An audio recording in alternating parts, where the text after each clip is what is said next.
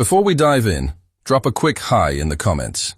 It may seem small, but trust me, it really helps YouTube share this story with more sci-fi fans like us. I'd love to see who's watching. The Nexus did not have time to raise an alarm.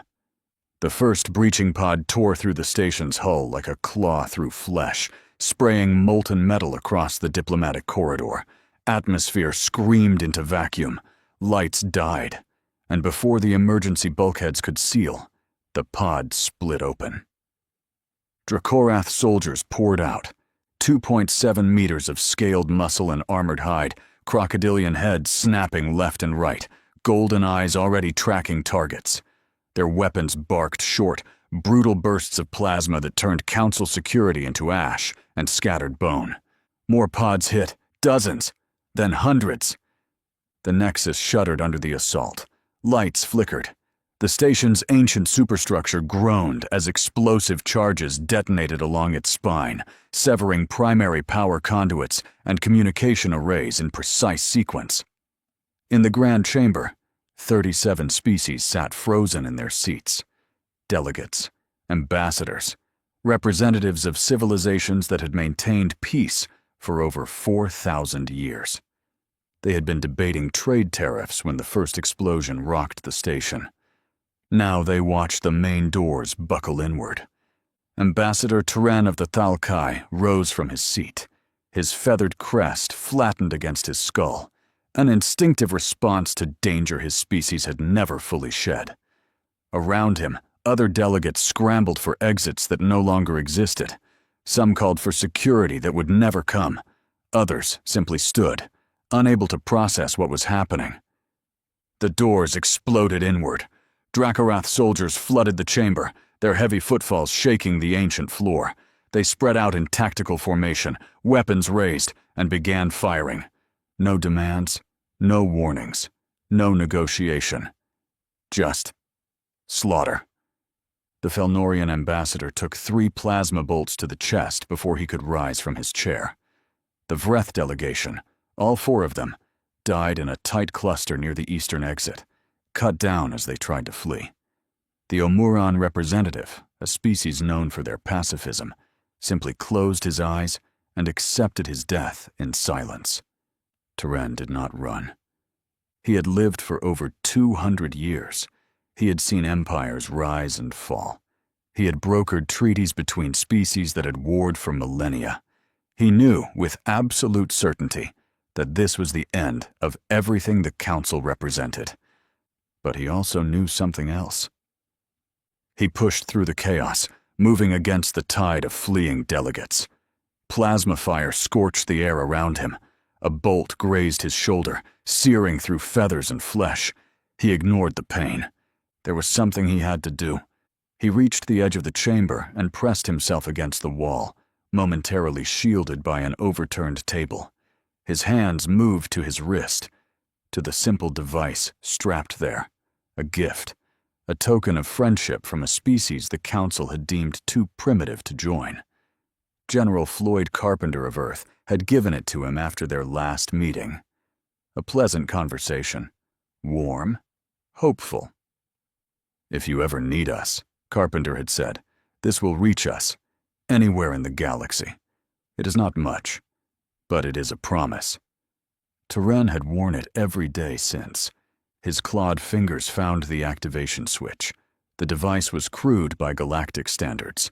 No encryption, no quantum entanglement. Just a simple radio beacon broadcasting on an old Earth frequency.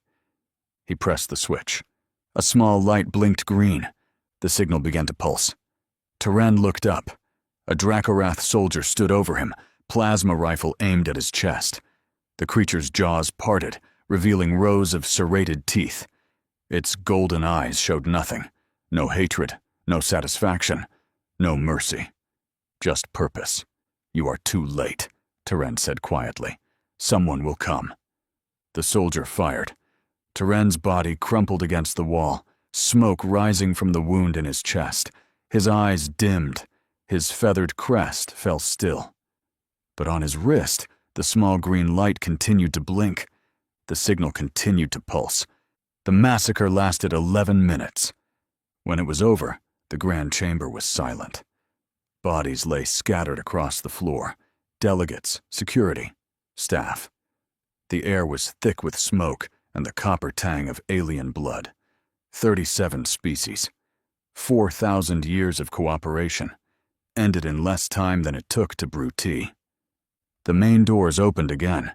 Tyrannus Vorak Dreth entered. He was enormous. 3.1 meters of scarred, scaled flesh. His hide bore the marks of 100 conquests, old wounds that had healed into ridges of proud scar tissue. His tail dragged behind him, heavy enough to shatter bone. His golden eyes surveyed the carnage with the dispassion of a predator examining a successful hunt. He walked to the center of the chamber. His soldiers parted before him, heads bowed. He stopped beside the body of the council's chief mediator, a small, fragile creature that had spent its life advocating for peace. Vorak Dreth placed one massive foot on the corpse's chest. "This," he rumbled, his voice like gravel dragged over stone, "is what cooperation earns you." He looked up at the observation galleries, where recording devices still flickered with power. His jaws parted in what might have been a smile. "I am Vorak Dreth. For 10,000 years, my people waited beyond your borders. We watched you grow soft. We watched you forget what strength means." He pressed down. Bones cracked beneath his foot. "The Dracorath Imperium does not negotiate. We do not join. We do not share." His tail swept across the floor, scattering bodies like discarded toys. "There is no more council. There is only rule. Comply, or be removed." He turned and walked toward the exit. His soldiers fell in behind him, their footsteps echoing through the silent chamber. Behind them, amid the carnage and the smoke and the cooling bodies, a small green light continued to blink on a dead ambassador's wrist. The signal pulsed on. 12 hours later, on the other side of the galaxy, a solar flare ended. Earth's communication arrays came back online one by one. Satellites rebooted. Ground stations reconnected. The blackout that had isolated the Sol system for half a day lifted like fog burning off under morning sun. In the mountains of New Mexico, the SETI array stirred to life. Dr. Emil Vasquez was the first to notice. He had been reviewing data logs when the anomaly appeared, a faint signal buried in the static, barely distinguishable from background noise. He ran it through the filters twice, then a third time. The signal persisted. "That is not possible," he muttered. He called his supervisor. His supervisor called the director. The director called someone in Washington, who called someone at the Pentagon, who called someone who knew exactly what they were looking at. The signal was not alien. It was human. An old Earth military frequency, emergency band, the kind of thing built into survival kits and diplomatic packages. Simple, analog, designed to be heard across any distance, through any interference. But the signal was not coming from Earth. It was coming from the galactic core. General Floyd Carpenter arrived at the facility 3 hours after the call. He was 61 years old, a career soldier who had served in conflicts most people had already forgotten. His face was lined with decades of hard decisions. His eyes were tired but sharp. He listened to the signal for a long time. The technicians watched him, waiting for orders, waiting for some explanation. Carpenter said nothing. He knew that frequency. He had authorized it himself, years ago, for a diplomatic package intended for a single recipient, a gift for a friend, a promise. Tren. The signal was not a call for help. There was no voice, no message, just a pulse, steady, unending. A beacon meant to be activated only if everything else had failed. Carpenter understood what that silence meant. Whatever had happened, Teren had not lived long enough to explain it.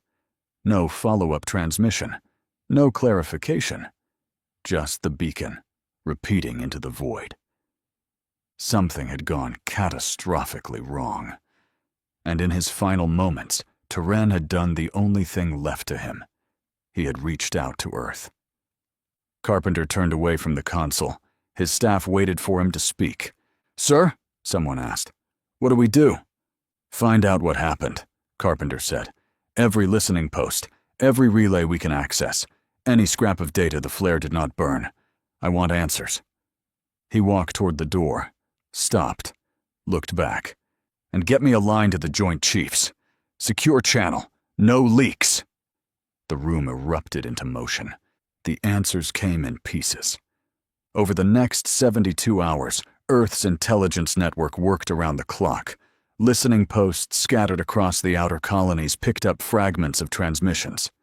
Deep space relays, some damaged by the flare, others simply too far to receive clear signals, slowly fed data back to Earth. The picture that emerged was worse than anyone had imagined. The Galactic Council had fallen, not collapsed, not destabilized, fallen, completely, violently, in a single coordinated strike. Intercepted communications painted a grim portrait. Distress calls from dozens of species, most cut short mid-transmission. Automated emergency broadcasts from stations that no longer responded. And beneath it all, a single message repeating on every frequency the galaxy had ever used. The Dracorath Imperium had announced itself.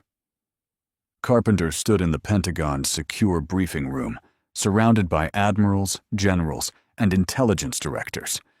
The screen before them displayed the translated message. The words hung in the air like poison. I am Vorak Dreth. The Council is no more. The Dracorath Imperium rules. All species will submit. All resistance will be extinguished. You have no allies. You have no hope. You have only one choice. Kneel or be erased. Silence filled the room. Admiral Hendricks, a Navy man with 40 years of service, was the first to speak. Who the hell are these things? Unknown, replied Director Simmons of Naval Intelligence. We have no records of the Dracorath in any Council database we have accessed. No contact, no sightings, no references. It is as if they did not exist until 3 days ago. They existed, Carpenter said quietly. They were just waiting. He stepped closer to the screen. The message played again. Vorak Dreth's rumbling voice filled the room. Run the visual, Carpenter ordered. The screen shifted. Grainy footage, recovered from a damaged relay near the galactic core, showed the aftermath of the attack. The Nexus station, its hull breached in dozens of places. Bodies floating in the vacuum. Dracorath warships, circling like predators around a carcass. And there, in the center of the frame, the Grand Chamber, its great windows shattered, its floors stained with blood. Freeze there, Carpenter said. The image stopped. He walked closer, studying the carnage. His eyes found something near the edge of the frame, a body slumped against a wall. Feathered crest flattened against an avian skull. A small device on its wrist, still blinking. Teren. Carpenter stared at the image for a long moment. No one in the room spoke. He activated the beacon, Carpenter said finally. He turned to face the assembled commanders. Teren didn't have time to explain what was happening. He only knew something had gone terribly wrong, and when he needed someone he trusted, he reached out to the one place he could. He walked to the head of the table. His voice was steady, but something cold had settled behind his eyes. The Dracorath think the galaxy is theirs now. They think they have already won. They do not know about us. Earth was never inducted. We are not in their records. He placed both hands on the table. But in 6 months, maybe less, they will come here. They will expect another easy conquest. Another species to kneel. He met the eyes of the officers around the table. We won't give them that. Admiral Hendricks leaned forward. What are you proposing, General? Carpenter straightened. Full mobilization. Every shipyard, every weapons platform, every soldier we have. We activate the Aegis Ring. We bring Longbow Base to full operational status. We build a fleet, and we train it to kill these things. Are we ready for a war of that magnitude? Simmons asked. Carpenter didn't hesitate. We don't get to choose that, he said. They're coming eventually. The only question is whether we meet them prepared or on our knees. He turned back to the screen. The frozen image of Teren's body stared back at him. A friend, a diplomat, a believer in peace. Dead now, because peace had failed. He walked toward the door, stopped, looked back one final time. Get me everything we have on the Dracorath. Ship designs, weapon signatures, tactical patterns, anything our listening posts have captured. I want to know how they fight. And then? Hendricks asked. Carpenter's jaw tightened. And then we teach them how we fight. He left the room. Behind him, the message from Vorak Dreth continued to play on loop. The Apex's voice echoed through the empty briefing room, promising extinction to all who resisted. Somewhere in the static, buried beneath the threats and the declarations of conquest, a small human signal still pulsed from the ruins of the Nexus. A beacon from a dead friend, a promise Earth intended to keep. 6 months later, the Dracorath came to Sul.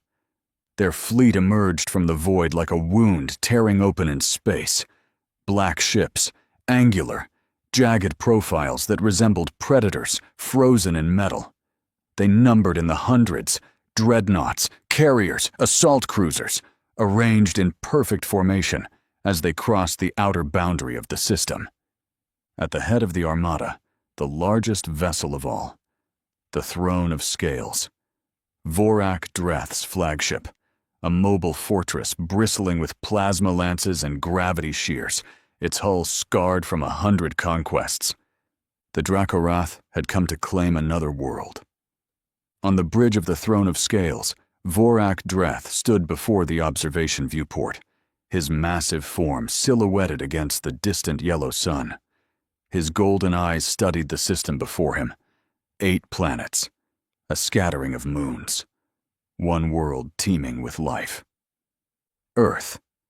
His second in command, a scarred veteran named Corax, approached with a tactical display. Apex, we are detecting orbital structures around the 3rd planet. Primitive construction. No energy shields. No plasma signatures. Vorak Dreth's jaws parted slightly. Amusement. Primitives, he rumbled. The Council's records mentioned this species. They were denied membership. Too young. Too weak. They were not on the subjugation list, Corax noted. Then they will learn submission firsthand. Vorak Dreth turned from the viewport. Open a channel, all frequencies. Let them hear the voice of their new masters. The communication array activated. Vorak's message broadcast across the Sol system, drowning out every frequency, every signal, every transmission. Species of the 3rd planet, I am Vorak Dreth, the Apex. The Dracorath Imperium has claimed this galaxy. Your council is ash. Your allies are corpses. You stand alone. He paused, letting the words sink in. You have one opportunity. Kneel before the Imperium. Surrender your world. Accept your place as servants. Resist, and you will cease to exist. You have 1 hour to respond. The message ended. Silence followed. The Dracorath fleet held position, waiting. Vorak Dreth returned to his command throne, settling his massive form into the ancient seat. His tail coiled around the base. His claws tapped against the armrest with patient rhythm. 1 hour.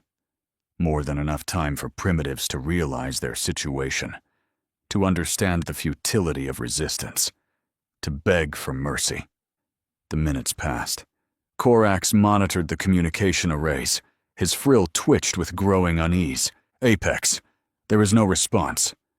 They are afraid. Give them time. More minutes. The tactical display showed no movement from the human orbital structures. No transmissions. No distress signals. No pleas for negotiation. Nothing. Corax's unease deepened. Apex. Still no response. No communication of any kind. They are simply silent. Vorak Dreth's eyes narrowed. This was not fear. Fear produced panic, chaos, desperate attempts at communication. "Scan their orbital platforms again," he ordered. Corax complied. The results appeared on the tactical display. His scales paled. Apex, the orbital structures. They are not stations. "Explain." "They are weapons. 12 platforms arranged in a ring around the planet. Electromagnetic accelerators. Kinetic projectile systems. They are." The first railgun slug hit the Dracorath Vanguard at 17 kilometers per second. It struck the lead destroyer without warning, a tungsten rod the size of a ground car, accelerated to a fraction of light speed by the Aegis Ring's magnetic rails. The destroyer's shields flared, held for a fraction of a second, and then collapsed. The slug punched through the hull from bow to stern, exiting in a spray of molten metal and venting atmosphere. The ship died instantly. Then the rest of the ring opened fire. 12 platforms. 48 railgun batteries, all firing in synchronized sequence, pouring kinetic death into the Dracorath formation. Slugs tore through shields that had never faced this kind of sustained bombardment. Ships that had conquered 100 worlds found themselves shredded by simple metal, moving at impossible speed. Vorak Dreth surged to his feet. "Return fire!" The Dracorath fleet responded. Plasma lances lit the void, sending searing bolts of energy toward the orbital platforms. Gravity shears activated, warping space in lethal patterns. The counterattack was massive, overwhelming, exactly as it had been against every other species they had conquered. But the Aegis Ring had been built by humans. And humans had learned, long ago, that shields could be drained, that energy weapons could be dodged, that the simplest weapons were often the most effective. The platforms were armored, not shielded, thick layers of tungsten and ceramic composite. No energy signature to target, no shields to collapse. The Dracorath plasma lances hit them and scorched their surfaces, but the platforms kept firing, and firing, and firing. On the bridge of the UEDC Carthage, General Floyd Carpenter watched the battle unfold. The flagship hung in formation with the rest of the human fleet, 47 vessels arranged in 3 battle groups behind the protection of the Aegis Ring. The Carthage was a heavy carrier, bristling with fighter bays and torpedo tubes.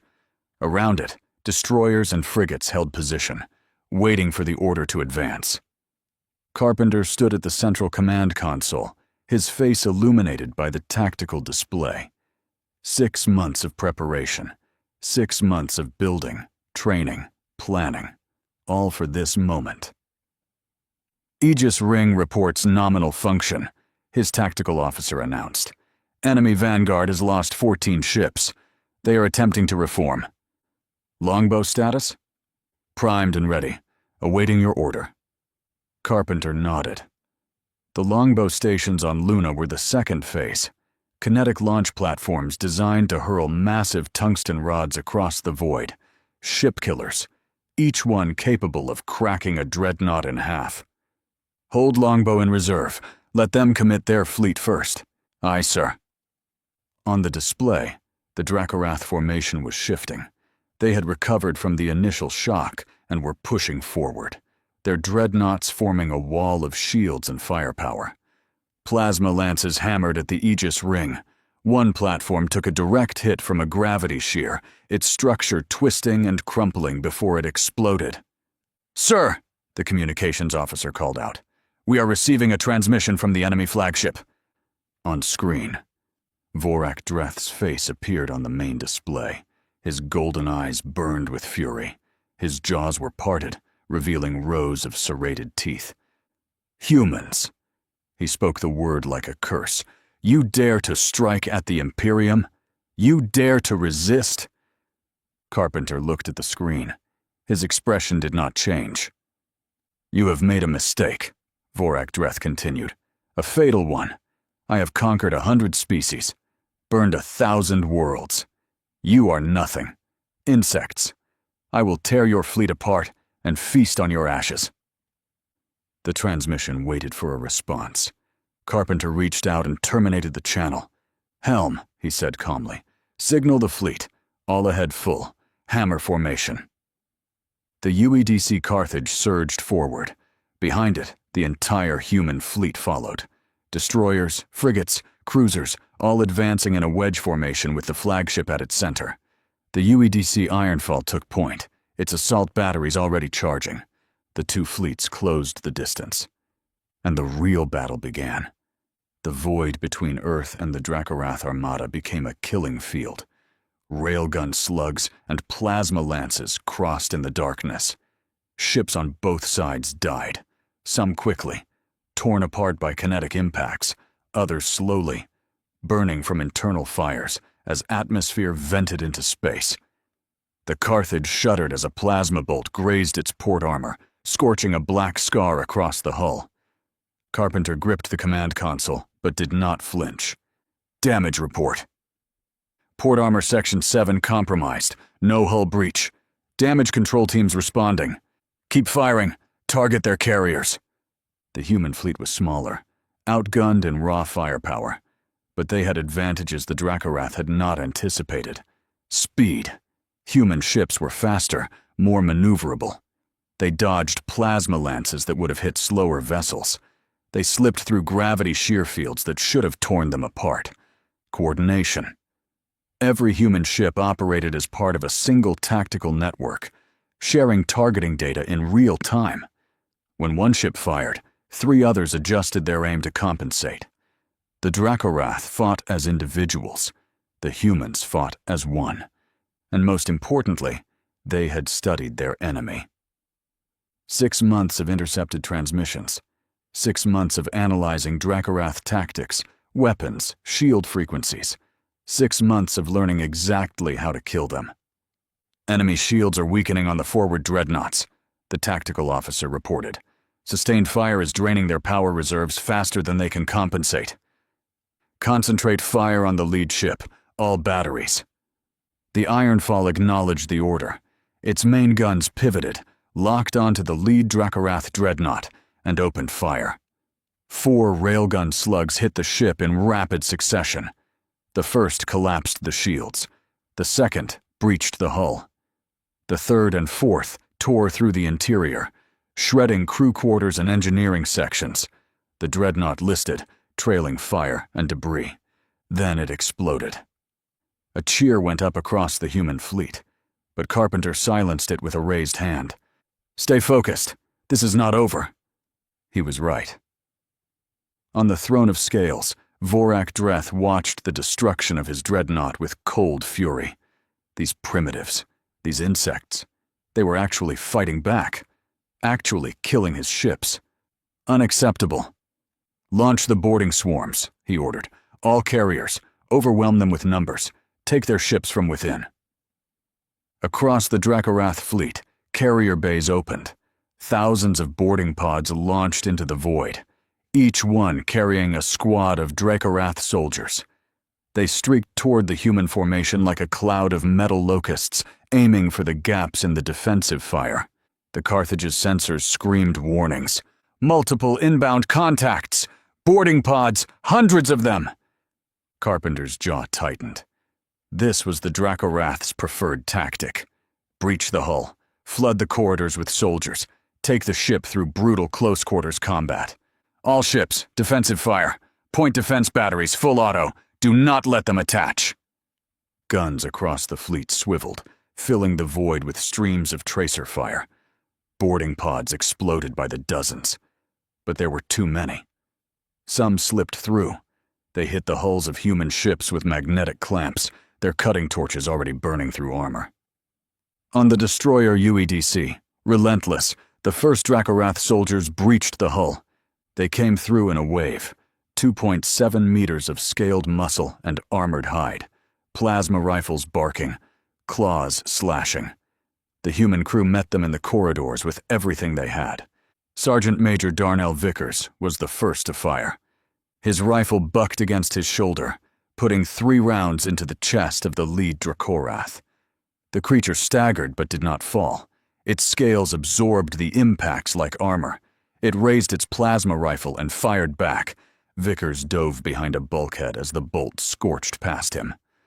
"Armor-piercing rounds!" he shouted. "Aim for the joints! The throat!" His squad adjusted.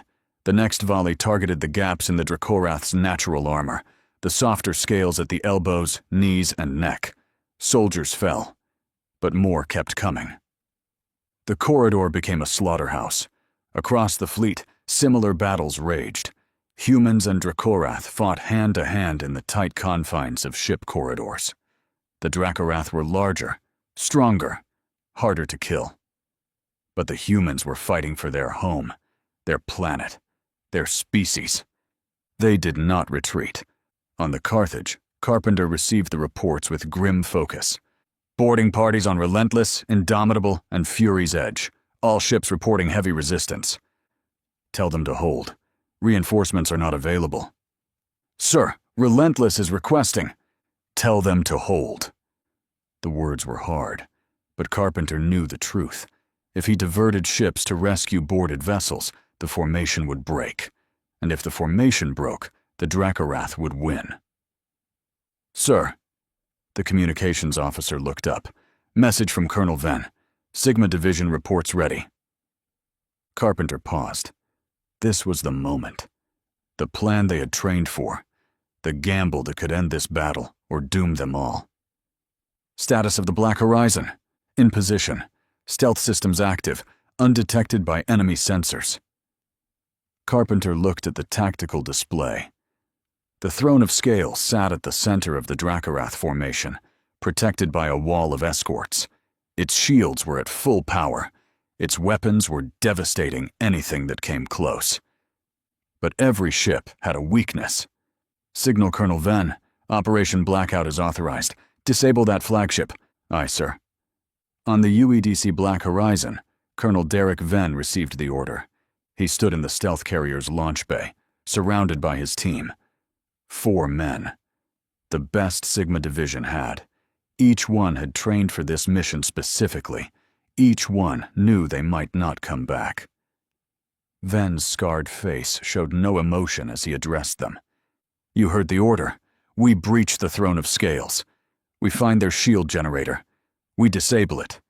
Then we get out and let the fleet do the rest. Sergeant Dren Kowalski checked his shotgun. A custom weapon he called Whisper. And if we cannot get out? Then we make sure the shields go down anyway. Corporal Yusuf Smith finished syncing his tactical computer. I have their ship schematics. Shield generator should be in the lower engineering section. Heavy guard presence. Corporal Alexei Markov said nothing. He simply checked his rifle's scope, his face blank. Private First Class Tomas Reyes loaded the last of his breaching charges.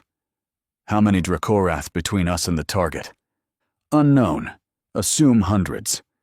Reyes nodded. Good. I brought extra charges. Venn almost smiled. Load up. Stealth pods launch in 60 seconds. The team moved to their pods. Small, single-occupant vessels designed for covert insertion. No weapons, no shields. Just speed and a sensor-absorbing hull. They would launch from Black Horizon, drift through the battle undetected, and attach to the Throne of Scales before the Dracorath even knew they were coming. That was the theory. Venn climbed into his pod. The hatch sealed. The launch countdown began. Around him, the battle raged. Human ships and Dracorath vessels tore each other apart in the void. The Aegis ring continued to fire, its platforms now reduced to 9. The Carthage traded broadsides with a Dracorath cruiser, both ships bleeding fire and debris. Everything hung in the balance. The countdown reached 0. The stealth pods launched. 5 metal coffins shot into the darkness, invisible to sensors, threading through the crossfire toward the enemy flagship. Venn watched through his pod's tiny viewport as plasma lances and railgun slugs crisscrossed the void around him. A Dracorath destroyer exploded less than a kilometer away. The shockwave rocked his pod, but did not breach it. He kept his breathing steady, focused on the mission. The Throne of Scales grew larger in his viewport, massive, terrifying. A predator frozen in metal, its hull scarred from 100 battles. His pod's computer chimed. 30 seconds to contact. Ven activated his tactical display. The other 4 pods were on course, no detection warnings. The Dracorath had no idea they were coming. 20 seconds. He checked his weapons: rifle, sidearm, combat knife, grenades. 10 seconds. The throne of scales filled his entire viewport now. Its hull was a wall of dark metal, pitted with weapon ports and sensor arrays. 5 seconds. He braced himself. Impact. The pod hit the hull with a magnetic clamp, attaching silently to the surface. Ven felt the jolt, but did not move. Outside, the cutting torch activated, burning through the enemy armor in a controlled ring. 30 seconds later, the breach was complete. Ven dropped through the hole and into the throne of scales. The interior was exactly as intelligence had predicted: hot, humid, dimly lit in shades of red and amber. The air smelled of ozone and something reptilian, a musk that clung to the walls and floor. His team dropped in behind him. Kowalski, Smith, Markov, Reyes, all accounted for. Ven signaled silently. "Move out." They advanced through the corridor, weapons raised. The ship thrummed around them. Engines, life support, the deep pulse of the shield generator drawing power from the main reactor. Somewhere above, Vorak Dreth commanded his fleet, unaware that humans were already inside his ship. That was about to change. Ven checked his tactical display. The shield generator was 4 decks down, through crew quarters, through security checkpoints, through whatever the Dracorath threw at them. He looked at his team.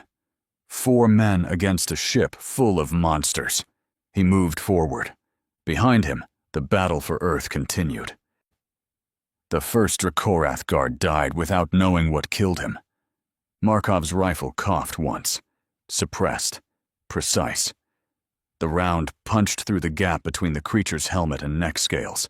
It dropped like a puppet with its strings cut. Plasma rifle clattering against the metal deck. Ven signaled the team forward. They moved through the throne of scales in tactical formation. Ven on point. Kowalski behind him. Whisper ready. Smith in the middle, eyes on his tactical display. Markov covering their 6. Reyes carried the breaching charges, his demolition pack heavy against his back. 4 decks to go. The ship's interior was a nightmare of alien design. Corridors twisted at odd angles. The walls were lined with conduits that pulsed with a sickly amber light. The air was thick, humid, at least 40 degrees Celsius. Sweat soaked through their tactical gear within minutes. Ven pushed forward. He had trained for this. They all had. 6 months of studying intercepted schematics. 6 months of drilling in mock-ups built to Dracorath specifications. Now they would find out if it was enough. They descended a service ladder to the next deck. More corridors. More heat. The thrum of the shield generator grew louder, a deep, resonant pulse that vibrated through the deck plates. Smith checked his display. 2 decks remaining. Shield generator is in the central engineering bay. Large compartment. Multiple access points. Guard presence? Ven asked. Unknown. But if I were them, I would have at least 30 soldiers protecting their most critical system. Assume 50, Ven said. Plan accordingly. They kept moving.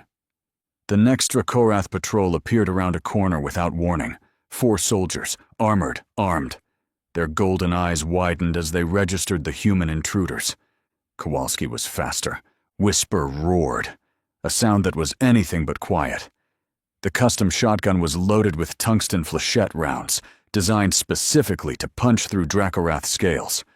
The first soldier caught the blast in the chest and went down hard. Kowalski racked the slide and fired again. The second soldier's head disappeared in a spray of dark blood. The other 2 opened fire. Plasma bolts scorched the air. Ven dove left, returning fire with his rifle. Markov put a round through one soldier's eye. Reyes threw himself against the wall as a bolt missed him by centimeters, close enough to singe his sleeve. The last soldier charged. It was fast, terrifyingly fast for something so large. It crossed the distance in 2 strides, jaws open, claws extended. It slammed into Kowalski before he could bring Whisper up. They hit the deck together. The Dracorath's claws raked across Kowalski's chest armor, gouging deep furrows in the ceramic plate. Its jaws snapped at his throat. Kowalski jammed his forearm into the creature's mouth, feeling teeth scrape against his armored bracer. Ven pressed his pistol against the Dracorath's skull and fired twice. The creature went limp. Kowalski shoved the corpse aside, breathing hard. Blood seeped from where the claws had breached his armor, but the wounds were shallow. "You good?" Ven asked. "I will live." Kowalski retrieved Whisper from the deck. "But I am going to need a new vest after this. Add it to the requisition list." They kept going. 1 deck to go. On the bridge of the Throne of Scales, Corax received the report. Apex. He approached Vorak Dreth's command throne, his frill tight against his skull. "We have a problem." Vorak Dreth did not turn from the viewport. Outside, the battle raged. Human ships and Dracorath vessels tore each other apart in the void. The primitives were fighting harder than expected, dying harder. But they were still dying. "Speak," Vorak Dreth rumbled. "Intruders, inside the ship. A patrol failed to report. Security sensors detected weapons fire on Deck 7. Now Vorak Dreth turned. His golden eyes narrowed. "Intruders? Here? On my ship?" "Yes, Apex. A small team. They appear to be moving toward the engineering section." Vorak Dreth rose from his throne. His full height, 3.1 meters of scarred, scaled fury, seemed to fill the bridge. His tail lashed against the deck, cracking the metal plating. "The shield generator. Yes, Apex. They're moving toward engineering." Vorak Dreth's jaws parted, revealing rows of serrated teeth. A sound emerged from his throat, something between a growl and a laugh. "Bold! For primitives!" He stepped toward Corax. "Take a kill team. Find them. Bring me their heads. I want to see what species dares to board the Throne of Scales." Corax bowed his head. "It will be done, Apex." He turned and strode off the bridge, already summoning his best soldiers to him. 12 warriors, veterans of 100 boarding actions. They would find these intruders, and they would make them regret ever setting foot on this ship. Sigma Division reached the engineering deck. The corridor opened into a massive chamber, the heart of the Throne of Scales. At its center, the shield generator rose like a pillar of dark metal and pulsing energy. Conduits snaked from its base in every direction, feeding power to emitters throughout the ship. The air hummed with barely contained force. Between Sigma and the generator stood 40 Dracorath soldiers. They were arranged in defensive positions throughout the chamber, behind consoles, on elevated walkways, clustered around the generator itself. Their weapons were raised and ready. They had been expecting company. Ven assessed the situation in 2 seconds. "Markov, elevated position, left walkway. Suppress their flanks. Kowalski, Reyes, with me. We push center. Smith, find me a way to disable their backup power. I do not want those shields coming back online after we blow the generator." "On it!" Smith was already moving, slipping along the chamber's edge toward a control terminal. Markov climbed. His rifle was an extension of his body. He found a position behind a support strut, sighted down the scope, and began picking off targets. 1 shot, 1 kill, then another, and another. The Dracorath returned fire. Plasma bolts filled the air. Ven led the charge down the center, using overturned equipment as cover. Kowalski was beside him, Whisper thundering with each shot. Reyes followed, the demolition pack bouncing against his back as he ran. They fought through the first line of defenders, then the second. Bodies fell, Dracorath soldiers crumpling under concentrated fire, but more kept coming. The chamber was too large, too many angles, too many enemies. A plasma bolt caught Kowalski in the shoulder. He spun, hit the deck, but kept firing from his back. Blood soaked through his armor. "Kowalski!" Ven grabbed him, dragging him behind a console. I am fine. Keep going. Kowalski's face was pale, but his grip on Whisper never wavered. Get Reyes to that generator. I will cover you. Ven hesitated for a fraction of a second. Then he nodded. Hold this position. Do not die. Not planning on it. Ven and Reyes pushed forward. Markov's rifle cracked overhead, dropping Dracorath soldiers before they could flank. Smith's voice came through the comm.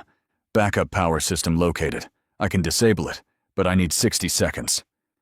You have 30, Ven replied. They reached the base of the shield generator. Reyes was already pulling charges from his pack, his hands moving with practiced efficiency. He slapped the first charge against the generator's primary conduit, then the second, then the third. 15 seconds to arm, he said. Then we run. Ven turned to cover him and found himself face to face with Corax. The Dracorath second in command had entered the chamber through a side passage, his kill team fanning out behind him.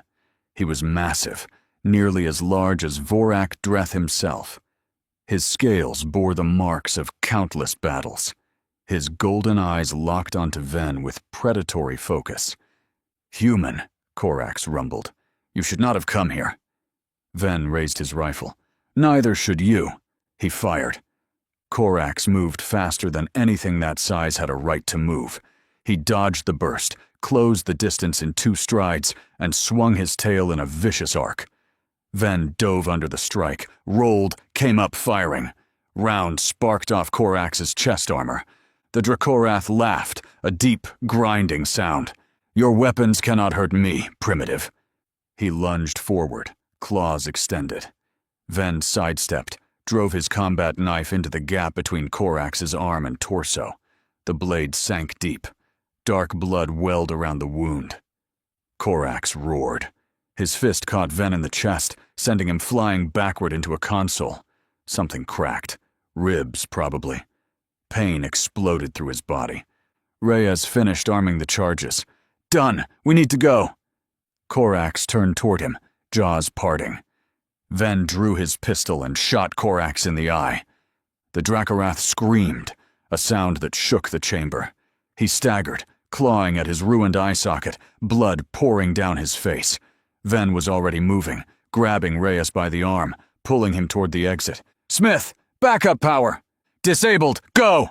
Markov! Kowalski! Fall back! Markov dropped from his position, sprinting toward the exit. Kowalski rose from behind his console, firing Whisper with one hand, while clutching his wounded shoulder with the other. The team converged at the chamber's main entrance. Behind them, Corax recovered enough to bellow orders. Stop them! Kill them all! Dracorath soldiers surged forward. Reyes hit the detonator. The charges exploded. The shield generator tore itself apart in a cascade of fire and shrapnel. The explosion ripped through the engineering bay, consuming soldiers and equipment alike. The shockwave threw Sigma Division through the doorway and into the corridor beyond. For a moment, everything was heat and noise and chaos. Then silence. Ven pushed himself up. His ears were ringing. His ribs screamed in protest. But he was alive. Sound off. Status. Markov. Functional. Smith. Minor burns. Operational. Reyes, I think I lost an eyebrow. Otherwise good. Silence. Kowalski? Ven turned. Kowalski lay against the corridor wall, Whisper still clutched in his hands. His eyes were open. His chest was still. A piece of shrapnel had found the gap in his armor. It had pierced his throat. Ven stared at him for a moment. Then he reached down and closed Kowalski's eyes. Sigma led to Carthage. Shield generator destroyed. 1 KIA. Recommend immediate fire mission on enemy flagship. Carpenter's voice came through, steady and calm. Confirmed. Sigma led. Longbow is firing. Get to extraction. On the bridge of the UEDC Carthage, Carpenter watched the tactical display. The Throne of Scales' shield signature had vanished. The flagship was defenseless. Longbow Station, you are cleared to fire. On the surface of Luna, 6 kinetic launch platforms activated. Magnetic rails charged. Targeting computers locked onto the coordinates transmitted by the Carthage. They fired. Tungsten rods, each one the size of a telephone pole, accelerated to a significant fraction of light speed. They crossed the distance between Luna and the Throne of Scales in seconds. The first rod hit the flagship amidships. It punched through the hull like a needle through paper, exiting on the other side in a spray of molten metal. The second rod hit 3 decks above, shredding the command section. The third struck the engine block. The Throne of Scales began to break apart. On the bridge, Vorak Dreth felt his ship dying around him. Explosions rocked the deck. Conduits burst. Crew members were thrown from their stations as gravity fluctuated wildly. He stood at the viewport, watching his fleet fall into disarray. Without his coordination, without his commands, the Dracorath Armada was fragmenting. Ships collided with each other. Formation broke. The Primitives' railguns tore into them with renewed fury. This could not be happening. He was the apex. He had never lost. He had never retreated. He had conquered 100 species, burned 1,000 worlds. He could not fall to these insects. Another impact shook the ship. The viewport cracked. Atmosphere began to vent.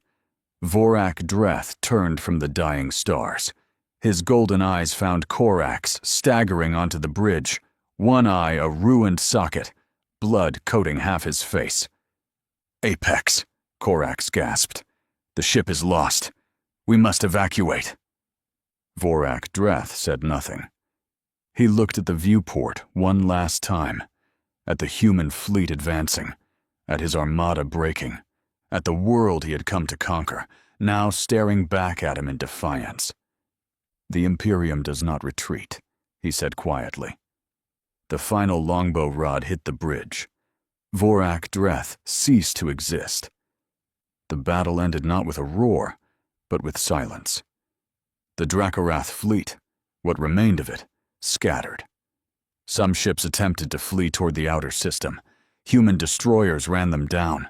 Others tried to surrender, broadcasting on all frequencies. The Carthage did not respond.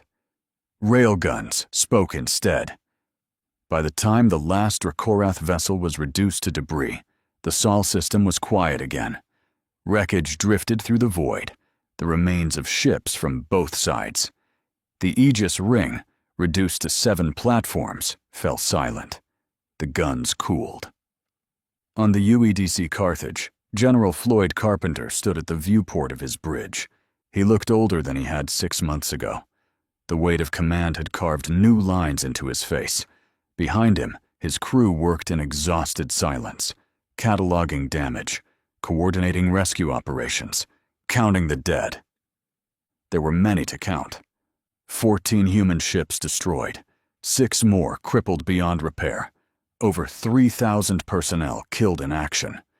The Relentless had been lost with all hands when its reactor breached during the boarding action. The Indomitable had survived, but barely.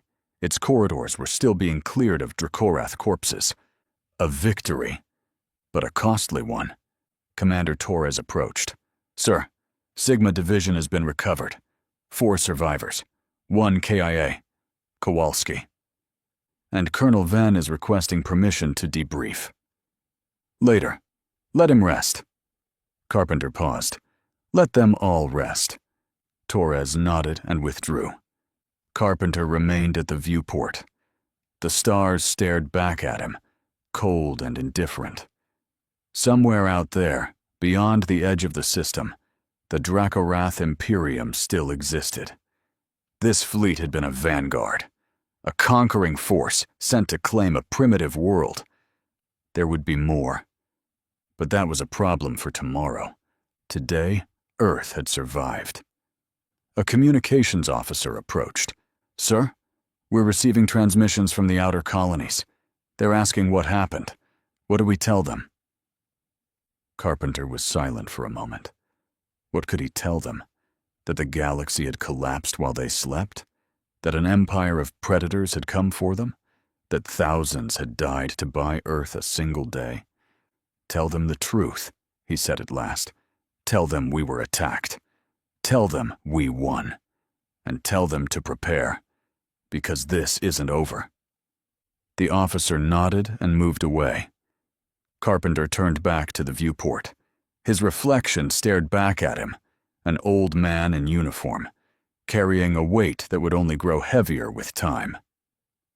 Torres stepped beside him and held out a datapad.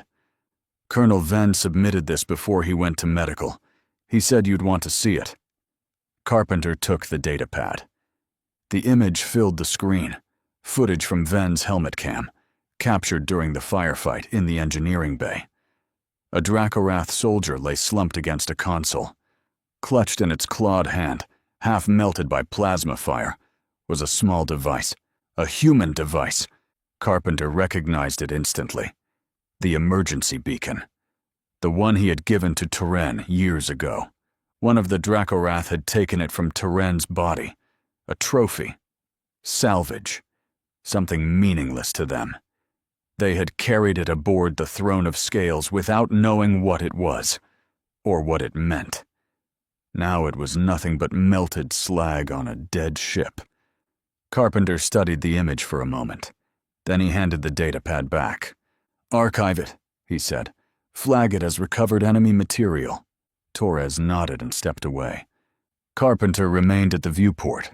Beyond the glass, the wreckage of the Dracorath fleet drifted in silence among the stars. Broken hulls, cooling metal, the remains of a force that had come to claim Earth and failed. The Dracorath had expected submission. They had found resistance. And somewhere in the debris of the Throne of Scales, tumbling among the dead and the ruined steel, a melted piece of human technology spun slowly through the void. It would never transmit again. It didn't need to. Its message had already been received. Hey there, space human. I'm really curious about your thoughts on this video. Drop a quick comment and let me know what's on your mind. Or just say hi if you prefer. Either way, I'd love to hear from you. Also, remember to check the pinned comment. Trust me, it's worth a look. Oh, and one last thing. I've chosen another video for you to watch. Just click the card here, or here if you want the whole playlist. See you there.